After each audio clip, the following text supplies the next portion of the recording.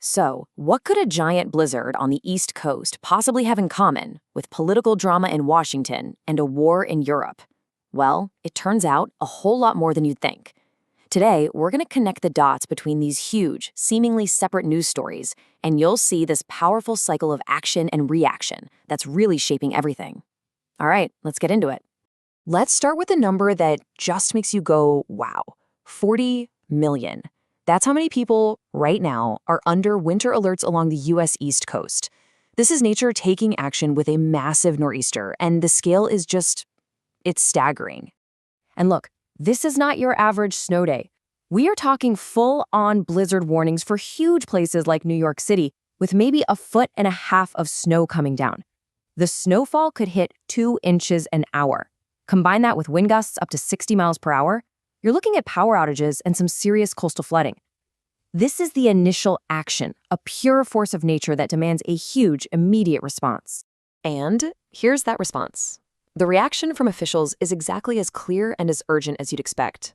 The mayor of New York City, Zohran Mamdani, isn't just suggesting it, he's pretty much begging residents to stay home. This quote just perfectly captures the human reaction to nature's power, a massive, coordinated effort just to keep people safe. Okay, so now let's shift gears. We're moving from a literal natural storm to a couple of political ones brewing down in Washington, D.C., where a totally different kind of action and reaction is playing out right now. What's really wild about this first clash is just how fast it all happened. On one side, you have the judicial branch taking action, right? A panel of federal judges unanimously picks a new interim U.S. attorney. And then, bam! The other side, the executive branch's reaction is just immediate and absolute. The Department of Justice fires the guy only hours after he was sworn in.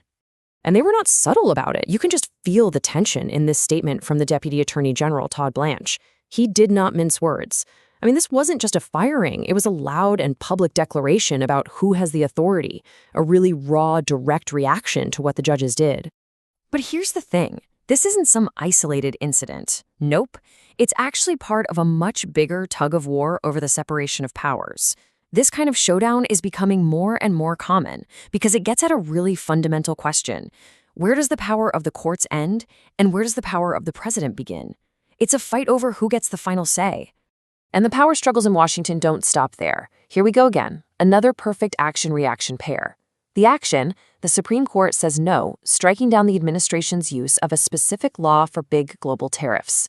The reaction, the president just pivots and immediately uses a different authority to not only keep the policy going, but to actually escalate it.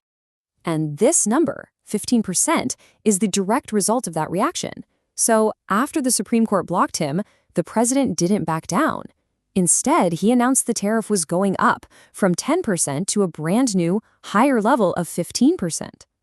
And you can really hear the defiance in President Trump's own words here. That phrasing, "I as President of the United States of America," that's a signal. He's framing this whole move not as a setback, but as him using his fully allowed and legally tested authority.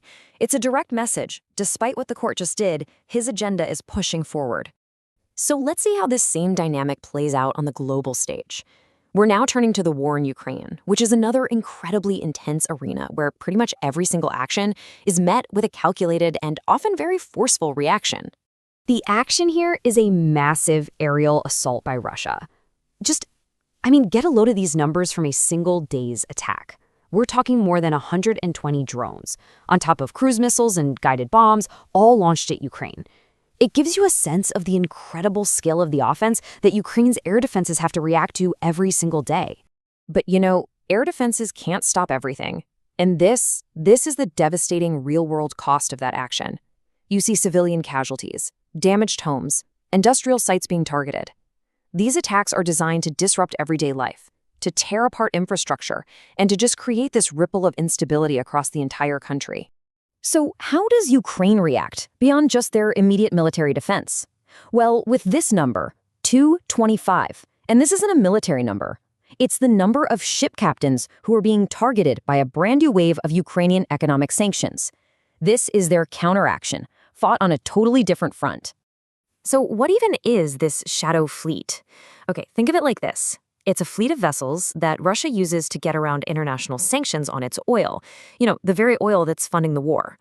So by doing after the captains of these ships, Ukraine is trying to take apart the whole network that fuels the conflict. It's a really smart long-term strategy designed to choke off the money supply. This table just lays out the whole two-front war so clearly. On the left, you've got Russia's military actions, and on the right, you see Ukraine's incredibly smart, multi-layered reaction. It's not just sanctions on the captains, right? It's also sanctions on arms companies and a ton of diplomatic pressure on their allies. It's a really sophisticated economic and political response to the physical attacks.